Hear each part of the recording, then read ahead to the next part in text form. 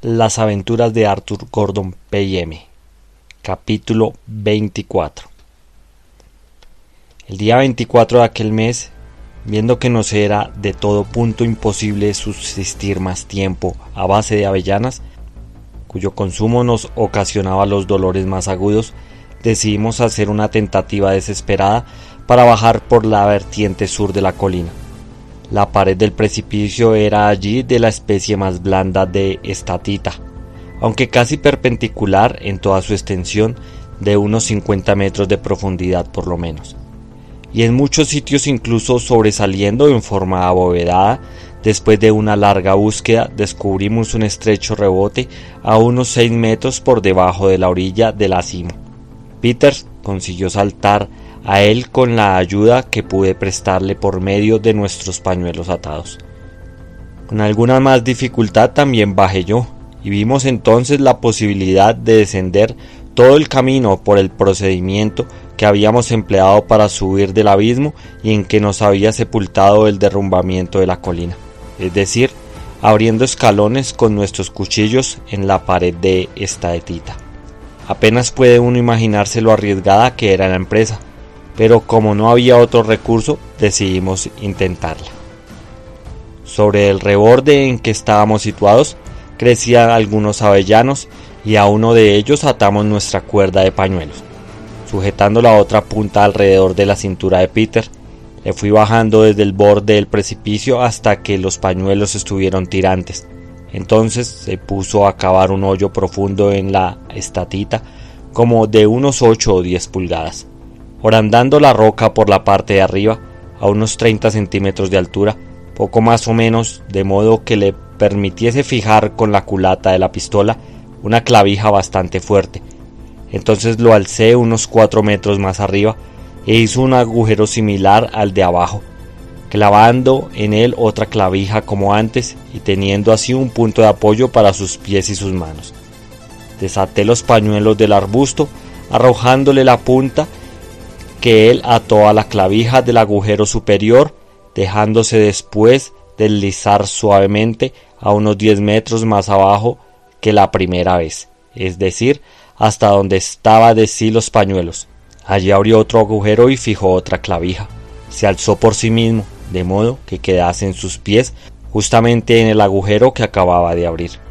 Metiendo con sus manos la clavija en él más arriba, ahora era necesario desatar los pañuelos de la clavija superior, con el fin de atarlos a la segunda, y aquí se dio cuenta de que había cometido un error al abrir los agujeros a tanta distancia.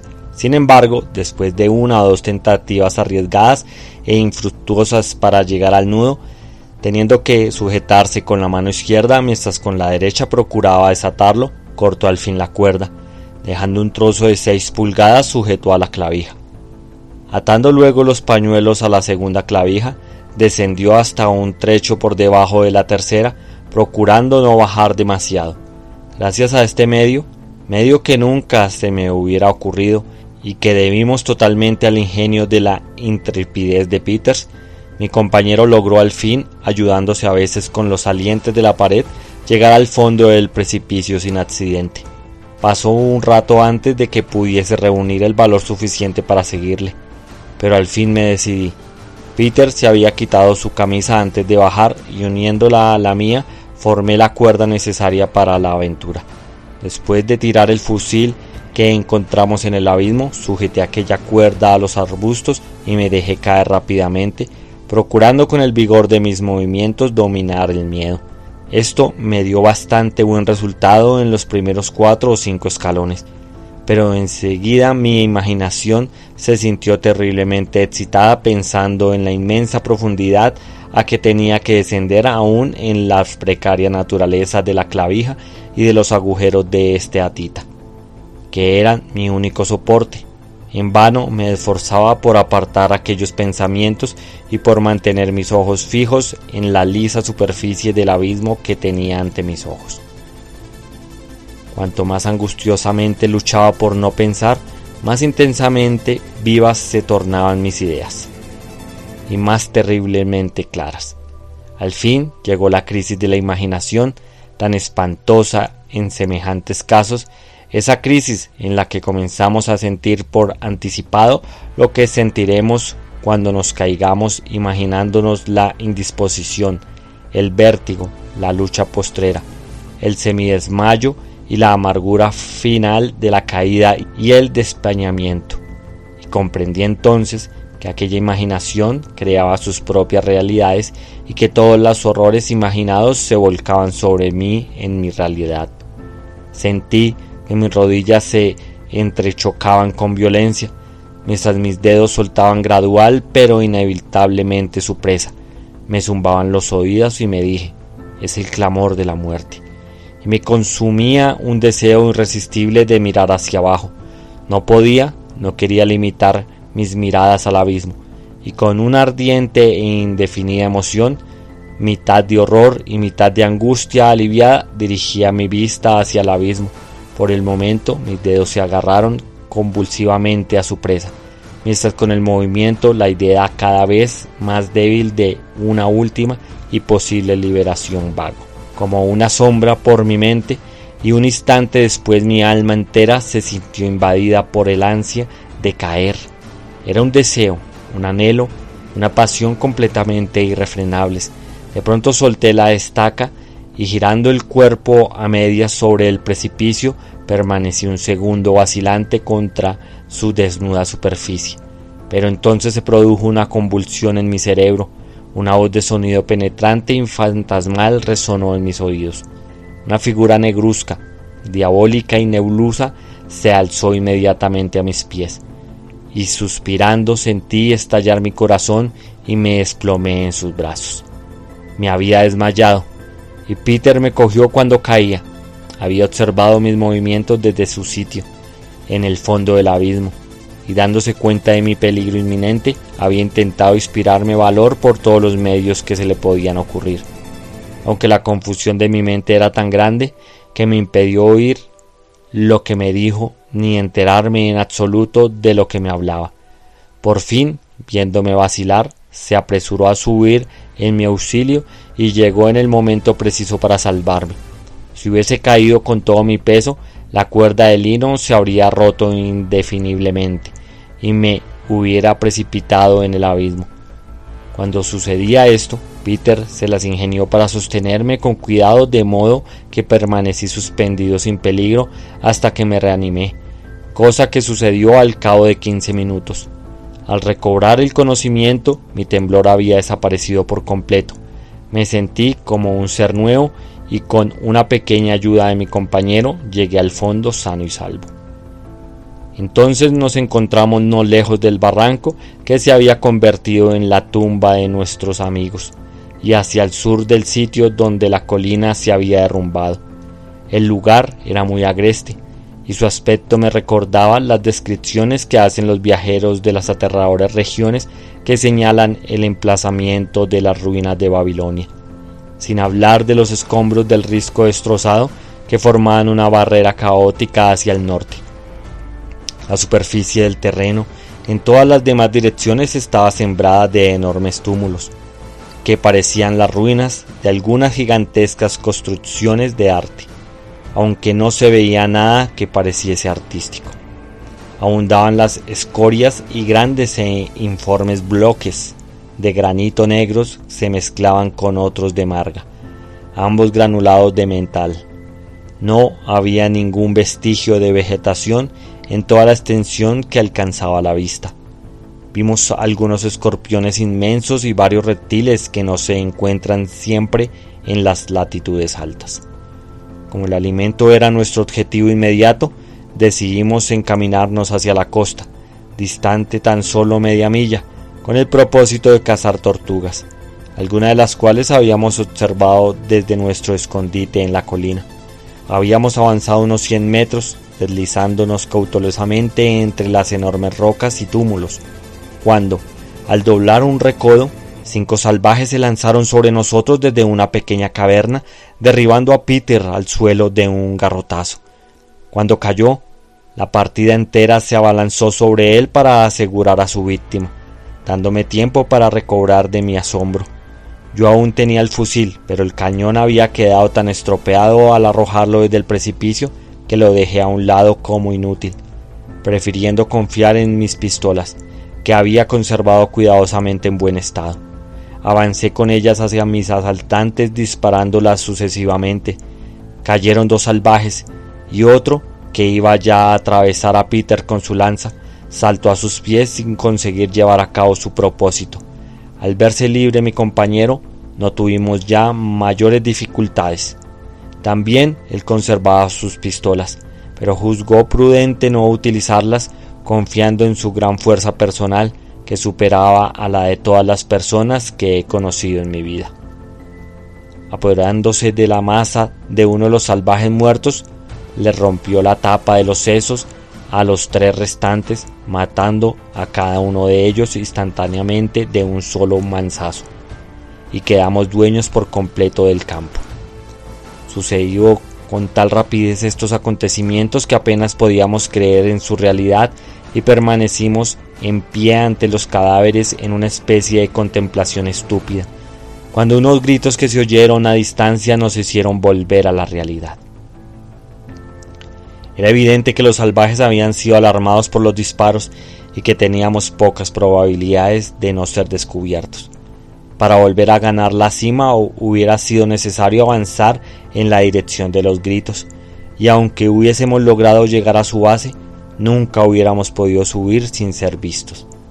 Nuestra situación era de la más peligrosa, y vacilábamos en qué dirección comenzar la huida, cuando uno de los salvajes contra quien yo había disparado y al que creía muerto se puso en pie súbitamente e intentó huir, pero le atrapamos antes de que hubiese dado unos pasos, y estábamos a punto de matarlo cuando Peter sugirió que podíamos obtener algún beneficio obligándole a acompañarnos en nuestra tentativa de huida.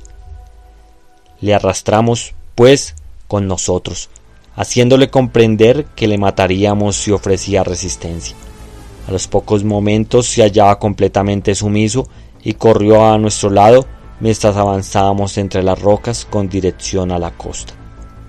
Las irregularidades del terreno nos había ocultado hasta entonces el mar, excepto a trechos. Cuando al fin lo vimos claramente, por primera vez, es posible que se hallara a 200 metros de distancia. Cuando salimos al descubierto en la bahía, vimos con gran espanto una inmensa multitud de nativos que acudían desde la aldea y desde todos los lugares visibles de la isla, dirigiéndose hacia nosotros con gesticulaciones de extremado furor y aullando como fieras. Estábamos a punto de darnos la vuelta e intentar ponernos a cubierto entre las fragosidades del accidentado terreno, cuando descubrí las proas de 2 canoas que sobresalían por detrás de una gran roca que se prolongaba dentro del agua. Corrimos hacia ellas con todas nuestras ganas, y al alcanzarlas vimos que estaban desocupadas, sin más carga que 3 tortugas de los Galápagos y la acostumbrada provisión de remos para 60 remeros. Nos apoderamos sin demora de una de ellas y, obligando a embarcar a nuestro cautivo, nos lanzamos al mar con todo el poder de nuestras fuerzas. Pero no habíamos alejado 50 metros de la orilla cuando recobramos la suficiente calma para darnos cuenta del gran error que habíamos cometido al dejar la otra canoa en poder de los salvajes, quienes en este momento se hallaban a no más de doble de distancia que nosotros de la playa, y avanzaban rápidamente. No había tiempo que perder. En el mejor de los casos, nuestra esperanza era desesperada, pero no teníamos otra. Era muy dudoso que, haciendo un esfuerzo supremo, pudiésemos llegar con la suficiente antelación para apoderarnos de la canoa, pero había una. Si lo conseguíamos podíamos salvarnos, mientras que, si no lo intentábamos, teníamos que resignarnos a una inevitable carnicería. Nuestra canoa tenía igual la proa y la popa, y en el lugar de virar, cambiamos simplemente el movimiento del remo. Tan pronto como los salvajes se dieron cuenta de ello, redoblaron sus aullidos, así como su violencia, acercándose con una rapidez inconcebible.